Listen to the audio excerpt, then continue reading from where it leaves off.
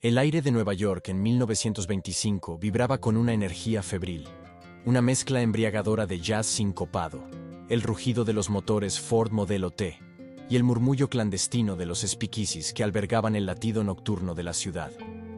Bajo la superficie brillante de la era del jazz, sin embargo, bullía un mundo de sombras, un reino gobernado por el honor férreo, la lealtad inquebrantable y la vendetta implacable. Era el mundo de la Cosa Nostra, y dos familias, los Moretti y los Falcone, se disputaban el control de los hilos invisibles que movían la urbe, desde los muelles hasta los clubes más exclusivos. Marco Moretti era la personificación de esa dualidad. Con 24 años, poseía la apostura y el encanto despreocupado de un príncipe italiano, con cabello oscuro como el ébano peinado hacia atrás con brillante. Sus ojos de un azul intenso recordaban el mar Mediterráneo, y vestía con la elegancia impecable de la moda vigente, siempre enfundado en trajes a medida. Sin embargo, la constitución atlética asomaba bajo la tela, delatando a un hombre acostumbrado a la acción y a la tensión de los bajos fondos. Era el hijo menor de don Antonio Moretti, un capo cuya palabra era ley en su territorio, y Marco conocía el lenguaje de la pólvora y el acero desde niño. Pese a ello, mantenía en secreto una sensibilidad que chocaba con la brutalidad de su legado. Le gustaba el saxofón de Bix Beiderbecke, la poesía de Edna St. Vincent Millay y, en silencio, soñaba con una vida sin balas ni sangre, una vida que le permitiese respirar sin la sombra del crimen. Al otro lado de la ciudad, en una mansión de atmósfera gélida y opulenta, vivía Isabella Falcone. A sus 21 años, era dueña de una belleza etérea y un fuego contenido. Su cabello, de un castaño rojizo que refulgía bajo la luz, caía en ondas suaves sobre sus hombros, y sus ojos verdes, con destellos de esmeralda, observaban el mundo con una mezcla de melancolía y curiosidad. Era la única hija de don Vincenzo Falcone, astuto y temido rival de los Moretti. Isabella había crecido en una jaula de oro, instruida en los mejores colegios y rodeada de lujos, pero siempre bajo la vigilancia de su padre. Anhelaba una libertad que no existía en su mundo, pintar paisajes, oír música sin tener que fingir sonrisas ante hombres que olían a tabaco caro y a promesas de violencia. La tregua entre los Moretti y los Falcone era frágil como el cristal. Cualquier palabra equivocada, cualquier mirada fuera de lugar, podía hacer saltar chispas y desatar un incendio mortal.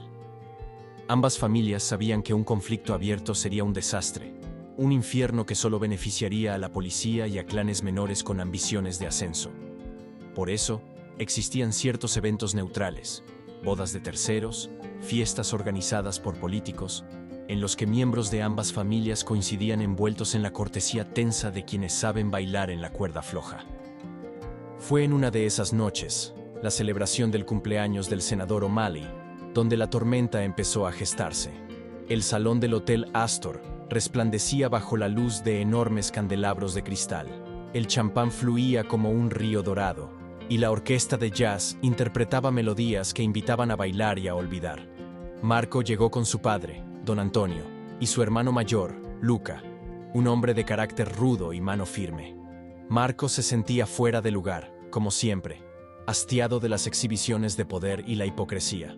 Se apartó a un rincón, contemplando a la multitud con una mezcla de aburrimiento y cinismo, hasta que sus ojos se toparon con Isabella Falcone al otro lado del salón. Isabella lucía un vestido de seda verde pálido que realzaba sus ojos y caía con la gracia de un arroyo.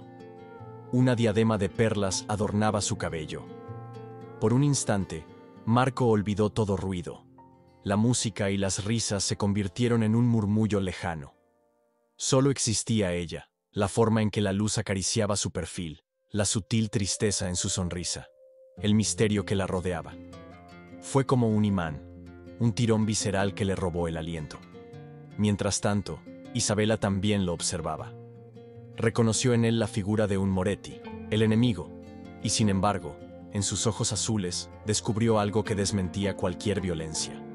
Una intensidad curiosa y casi vulnerable. Don Antonio notó la distracción de su hijo y siguió su mirada. Su rostro se endureció. «Mantén tus ojos donde deben estar, Marco», susurró con frialdad. «Esa es una Falcone, veneno envuelto en seda». Marco desvió la mirada con desgana, el corazón palpitándole con inusual fuerza. Poco después, cuando hubo una pausa en la música, Marco se aventuró a buscarla con la excusa de respirar aire fresco. La encontró cerca de un cuadro que representaba una góndola veneciana. Se atrevió a acercarse, y ella, al darse vuelta, volvió a encender esa chispa inexplicable. Tuvieron un intercambio breve, tímido, plagado de alusiones sobre la belleza en medio de la oscuridad. Sus nombres, Moretti y Falcone, pendían sobre ellos como una amenaza, pero aquel cruce de palabras los marcó para siempre. Los días siguientes se volvieron una tortura. Tanto Marco como Isabela no podían apartar de su mente el recuerdo de aquel encuentro, la fuerza de la atracción, la inverosímil posibilidad de hallar afinidades con un miembro de la familia rival. No obstante, el magnetismo era real. No pasó mucho tiempo hasta que Marco urdió un plan discreto para verla otra vez. Usando su red de contactos y sobornando voluntades, averiguó que Isabela visitaba los martes por la tarde una pequeña galería de arte en Greenwich Village, casi siempre sin su batallón de guardaespaldas. Cuando ella entró en la galería aquel martes, se llevó una sorpresa enorme al verlo. El guardaespaldas vigilaba a cierta distancia, lo que les dio el margen suficiente para sostener una conversación. Hablaron de arte, de música, de anhelos secretos. Descubrieron que compartían un amor por la belleza y que ambos se sentían enjaulados en un mundo de violencia y expectaciones. Fue un soplo de aire fresco, un lazo que se formó en 1900. Silencio, a contracorriente de todo lo que los rodeaba. A partir de entonces, se citaron en rincones apartados. Pequeños cafés, algún parque a la hora del crepúsculo, la trastienda de una librería cuyo dueño era confidente de Marco. Cada cita clandestina les robaba el aliento y el sentido común, avivando la llama de un amor que brotaba con urgencia.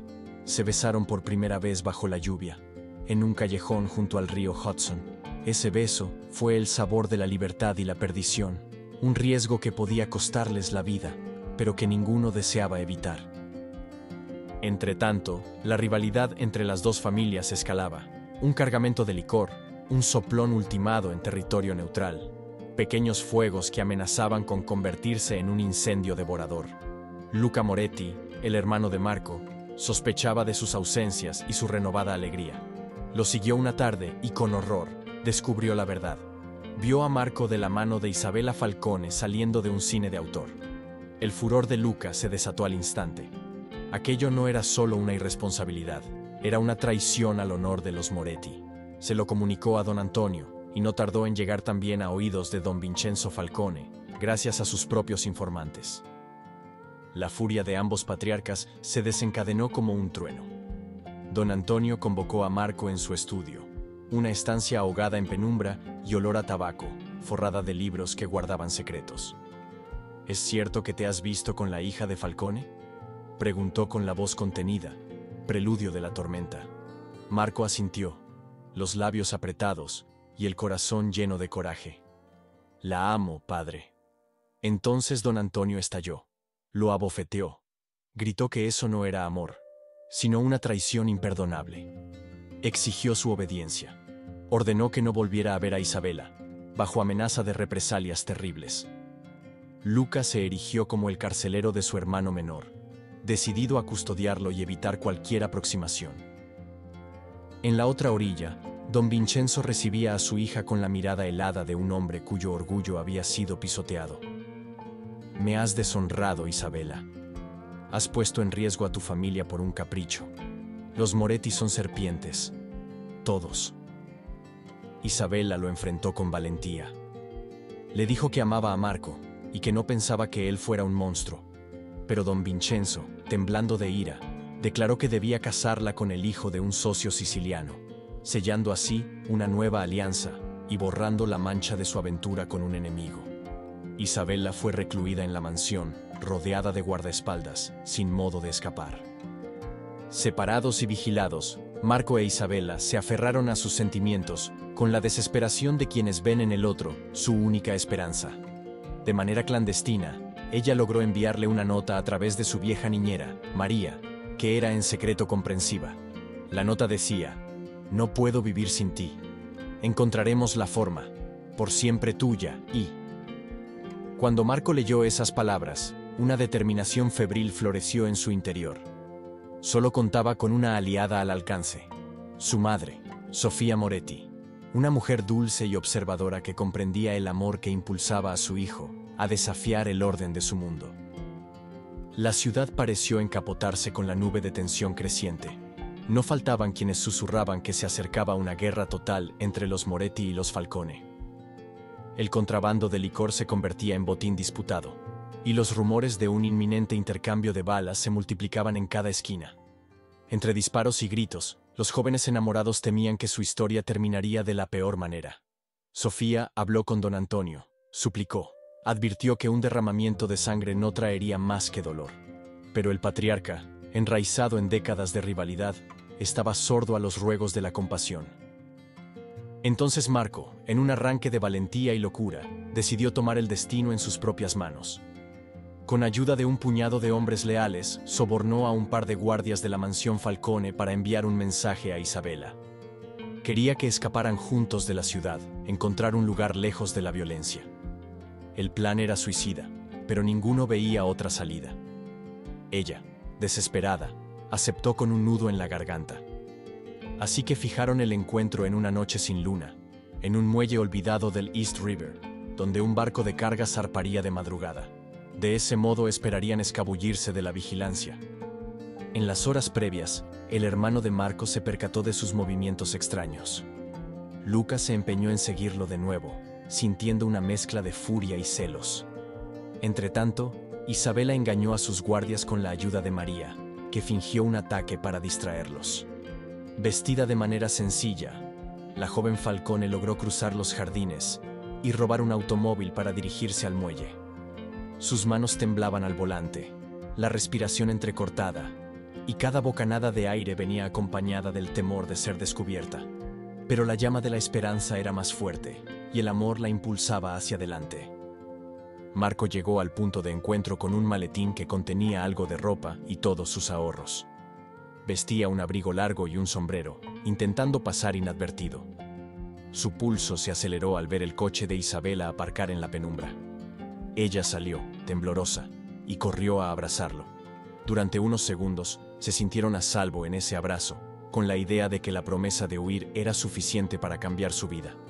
Sin embargo, el destino tenía otros planes.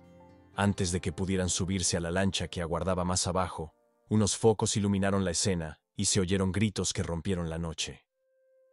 Una docena de hombres armados, mitad Moretti y mitad Falcone, irrumpieron en el muelle. A la cabeza, Luca Moretti y otro lugarteniente de don Vincenzo bramaban órdenes para que se detuvieran. El caos estalló en un segundo. Hubo disparos que resonaron como truenos, impactos que astillaron cajas y sacos de mercancía, y el estrépito del agua salpicada de balas. Marco, protegiendo a Isabela, se agachó tras una pila de toneles. La adrenalina le latía en las sienes como un tambor. Ella, con las mejillas cubiertas de lágrimas, se aferraba a su chaqueta sin soltar la mano de su amado. Ambos sabían que no había vuelta atrás. El intercambio de fuego duró unos interminables minutos, y el fragor se mezcló con gritos en italiano y en inglés, el aullido de la rabia y el terror. Luca, fusil en mano, exclamó que Marco debía rendirse. Gritaba que el honor de la familia estaba en juego, que no permitiría su traición. Un sicario de los Falcone mascullaba que Isabela volvería con su padre a toda costa. Marco se armó de valor. Tenía una pistola en la cintura y se asomó para hacer un disparo intimidatorio, intentando cubrir la huida de Isabela. Fue entonces cuando un proyectil rozó su hombro, arrancándole un quejido de dolor y manchando su camisa de sangre. Isabela, horrorizada, vio la herida y supo que debía tomar una decisión desesperada. Se levantó, alzó las manos y gritó: ¡Basta!, en un ítalo-inglés desesperado, tratando de llamar la atención de ambas facciones.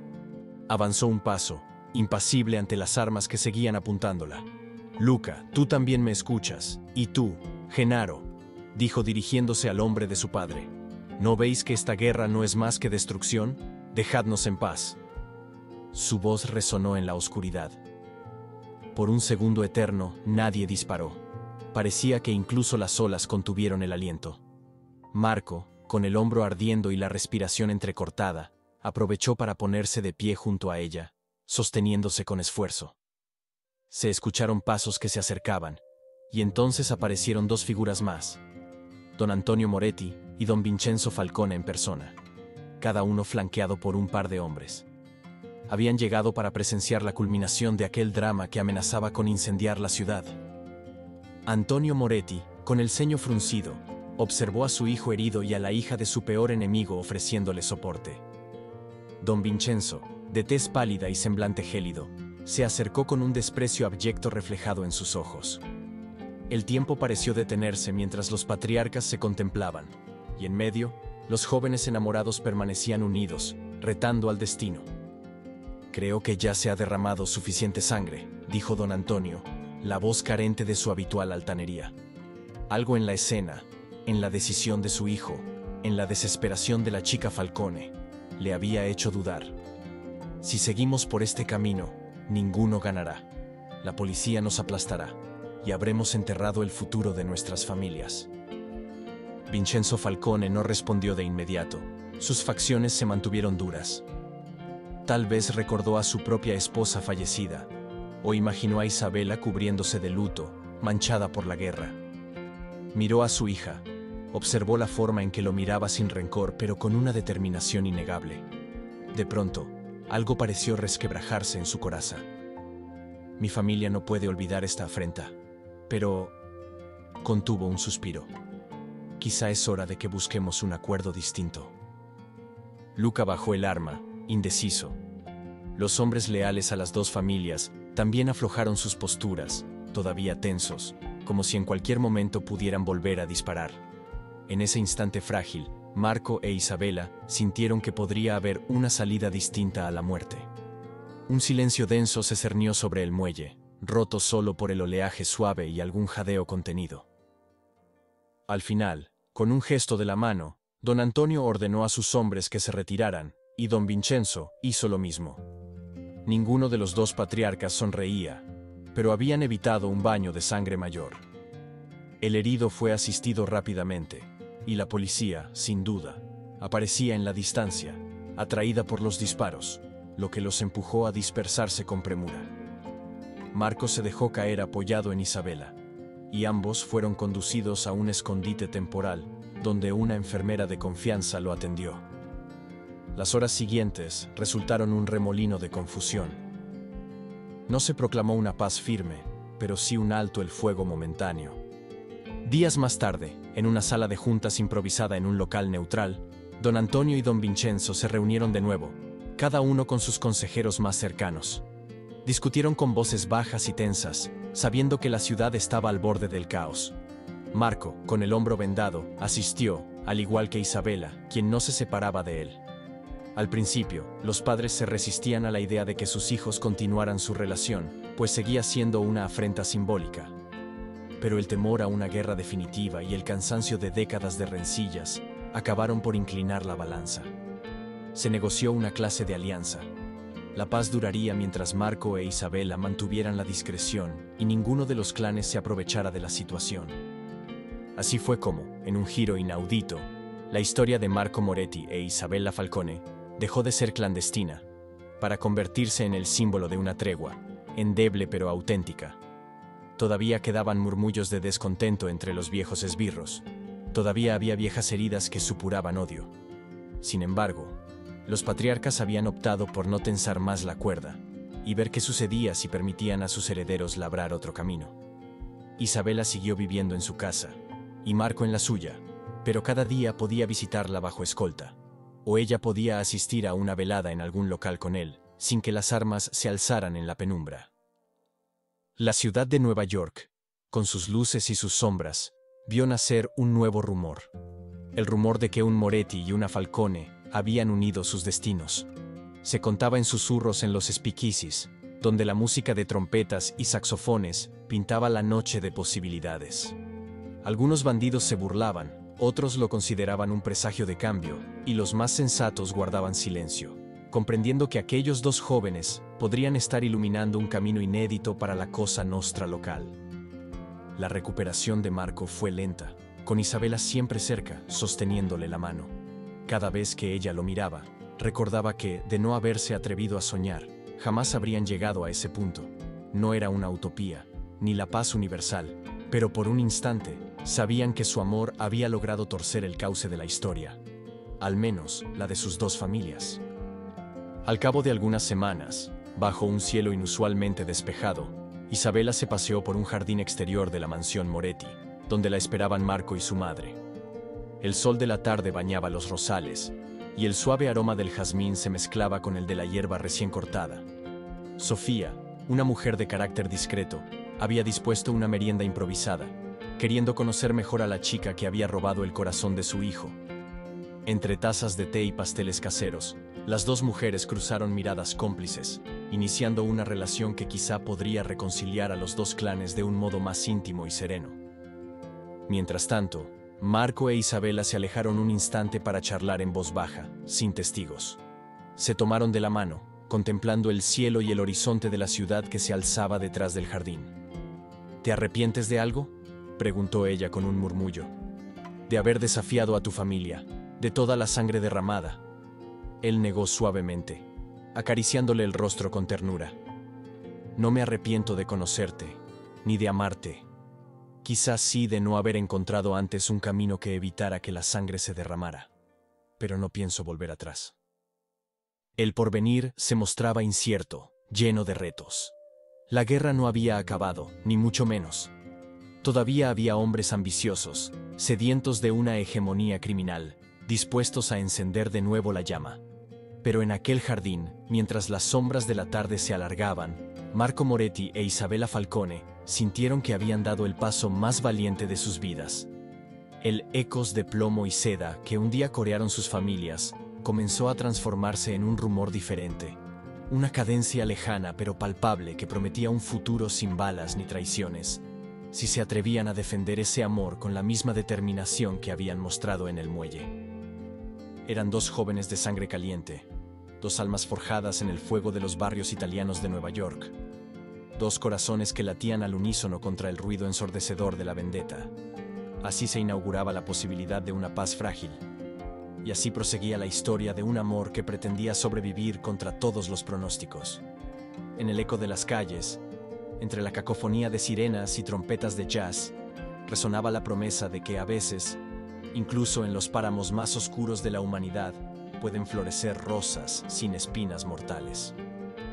Aquella promesa quedaba grabada en la piel y en el alma de Marco e Isabela, firmando con un susurro eterno el juramento de no dejarse vencer por los fantasmas del pasado.